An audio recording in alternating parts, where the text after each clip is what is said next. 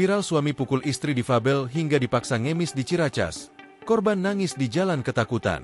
Beredar di media sosial sebuah video yang memperlihatkan aksi kekerasan terhadap perempuan penyandang disabilitas. Perempuan tersebut menangis terseduh-seduh di tengah jalan kawasan Kepala Dua Wetan, Ciracas, Jakarta Timur. Dalam video yang beredar, perempuan itu diduga menjadi korban KDRT suaminya sendiri, AG, 38 tahun, setelah dipaksa mengemis. Sementara sang suami terlihat duduk tenang sambil mengisap rokok dan menggendong bayi. Padahal warga sekitar sudah berusaha menegurnya. Korban diketahui menangis ketakutan setelah menerima pukulan di bagian dada. Menurut kesaksian seorang warga bernama Brian, pasangan tersebut kerap terlihat mengemis di sekitar wilayah Ciracas dengan membawa 2 anak kecil. Ia juga mengonfirmasi bahwa kejadian dalam video memang terjadi di wilayah tempat tinggalnya.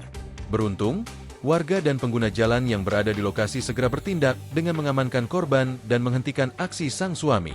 Bahkan seorang aparat kepolisian yang kebetulan melintas turut menegur pelaku dan mengingatkan bahwa kekerasan dalam rumah tangga bisa diproses secara hukum.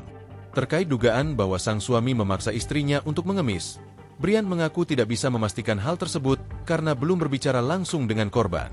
Namun, ia membenarkan bahwa pasangan itu sering terlihat meminta-minta sambil membawa anak-anak dan stroller bayi.